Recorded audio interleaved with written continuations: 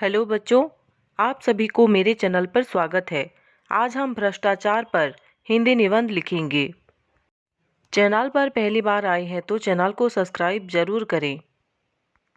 भ्रष्टाचार दो शब्दों भ्रष्ट और आचार के मेल से बना है।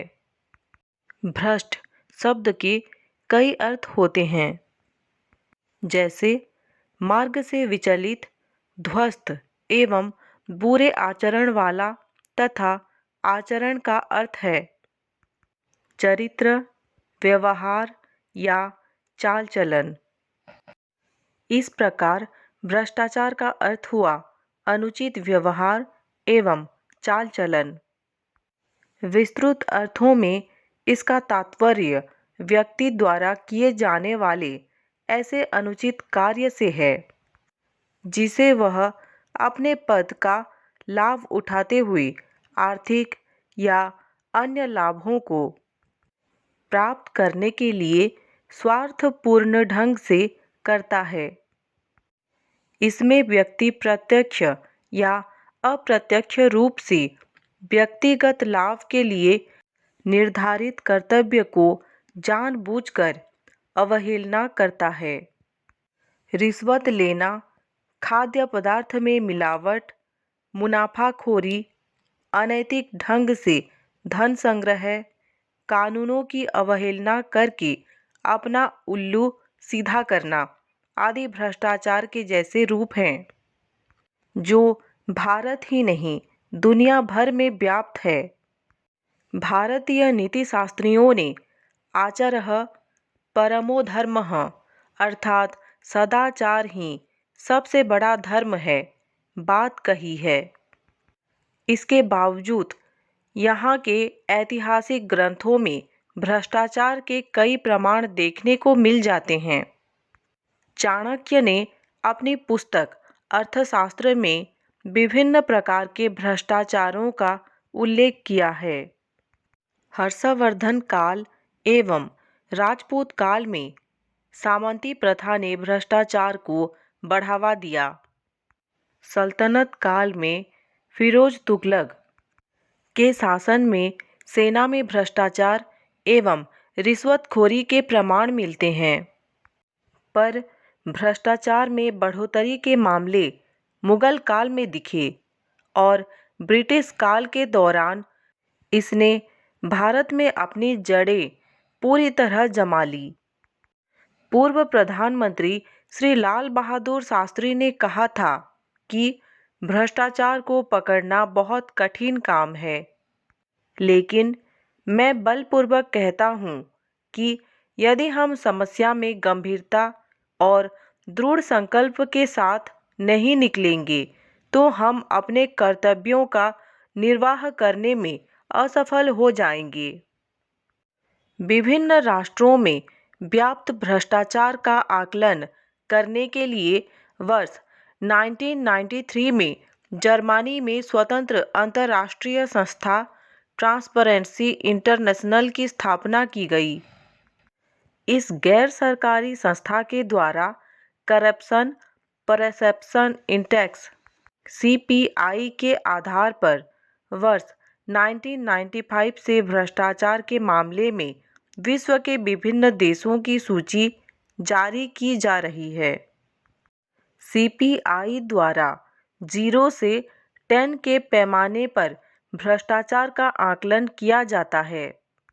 इसके अनुसार जिस देश की CPI का मान जितना अधिक होता है वह देश उतना ही कम भ्रष्ट माना जाता है और जिस देश का CPI का मान जितना कम होता है उस देश में भ्रष्टाचार उतनी ही अधिक होता है। उदाहरण, वर्ष 2010 में 178 देशों की इस सूची में डेनमार्क CPI के कुल 10 में से 9.3 अंकों के साथ सबसे कम भ्रष्ट राष्ट्र के रूप में सबसे ऊपर तथा सोमालिया में 1.1 अंक के साथ सर्वाधिक भ्रष्ट राष्ट्र के रूप में सबसे नीचे था। तब भारत को 3.3 अंक मिले थे।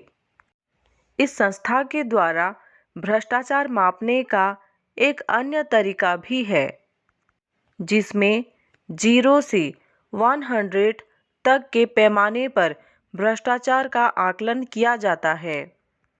इस विधि में 0 से 100 को 10 वर्गों में बांटा गया है, जिसमें 0 से 9 अब तक की सीमा में आने वाले देश सर्वाधिक भ्रष्ट, जबकि 90 से 100 तक की सीमा में आने वाले देश सर्वाधिक स्वच्छ माने जाते हैं। इस संस्था द्वारा पहली बार वर्ष 2007 में भारत को शामिल किया गया। उस वर्ष 180 देशों की सूची में 0 से 10 वाले पैमाने पर 3.5 अंक प्राप्त कर भारत 72वें स्थान पर था, किंतु वर्ष 2010 में 178 देशों की सूची में भारत का स्थान देश में भ्रष्टाचार बढ़ जाने से नीचे खिसक कर 87 पर आ गया। वर्ष 2012 तथा 2013 में भारत इन सूची में और नीचे खिसक कर 94वें स्थान पर स्थिर रहा। वर्ष 2013 में इस सूची में डेनमार्क और न्यूजीलैंड 91 से 91 अंकों के साथ 177 देशों में सबसे स्वच्छ छवि वाले देशों के रूप में प्रथम स्थान पर रहे, जबकि अफगानिस्तान, उत्तरी कोरिया और सोमालिया 8.8 अंकों के साथ सबसे भ्रष्ट देशों के रूप में एक साथ 175वें स्थान पर रहे। इन रिपोर्टों के आधार पर अपने पड़ोसी देशों चीन, श्रीलंका, अफगानिस्तान, ईरान, नेपाल, पाकिस्तान एवं बांग्लादेश की तुलना में भारत में कम भ्रष्टाचार है। आज हमारे देश में धर्म, शिक्षा, राजनीति, प्रशासन, कला, मनोरंजन, खेलकूद इत्यादि सभी क्षेत्रों में भ्रष्टाचार ने अपने पांव फैला दिए हैं। सामान्य तौर पर देखा जाए तो भारत में भ्रष्टाचार के कारण हैं: धन की लिप्सा ने आज आर्थिक क्षेत्र में काला बाजारी, मुनाफाखोरी, रिश्वतखोरी आदि को बढ़ावा दिया है। पहला पॉइंट है, नौकरी पेशा वाला व्यक्ति अपने सेवा काल में इतना धन अर्जित कर लेना चाहता है जिससे सेवानिवृत्ति के बाद का उसका जीवन सुखपूर्वक व्यतीत हो सके।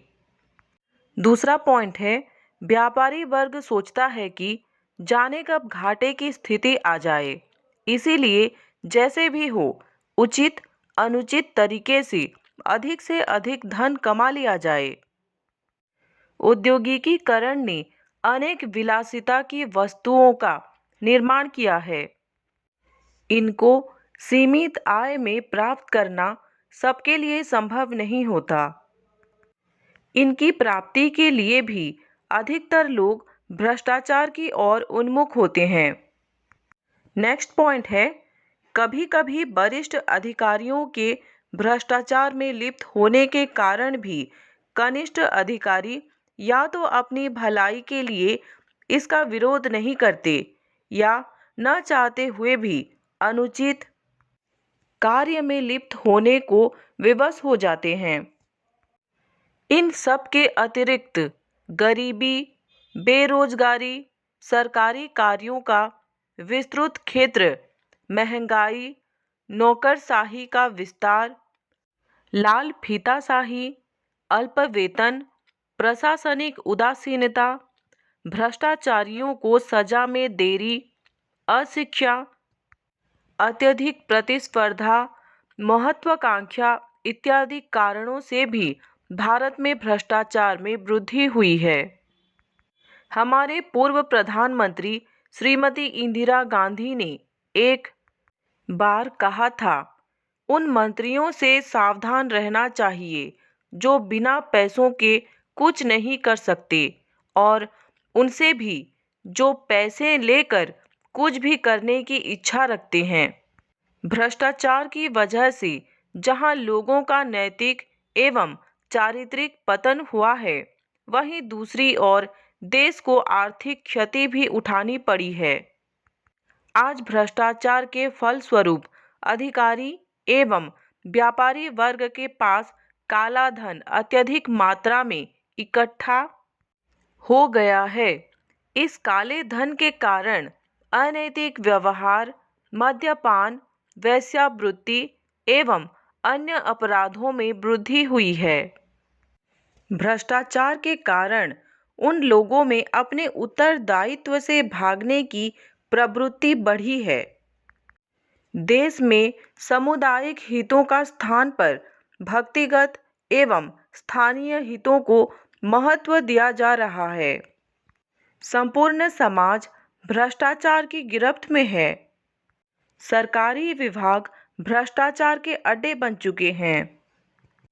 कर्मचारीगण मौका पाते ही अनुचित लाभ उठाने से नहीं चूकते।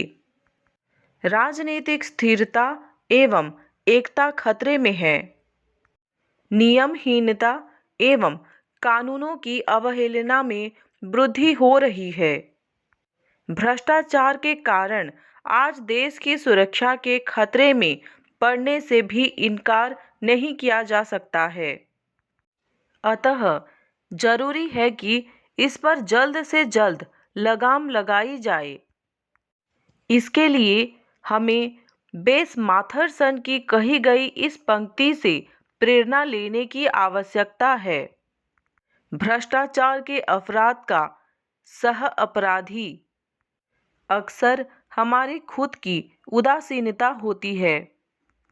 भ्रष्टाचारियों के लिए भारतीय दंड संहिता में दंड का प्रावधान है तथा समय समय पर भ्रष्टाचार के निवारण के लिए समितियां भी गठित हुई है और इस समस्या के निवारण के लिए भ्रष्टाचार निरोधक कानून भी पारित किया जा चुका है। फिर भी अब तक इस पर नियंत्रण स्थापित नहीं किया जा सका है।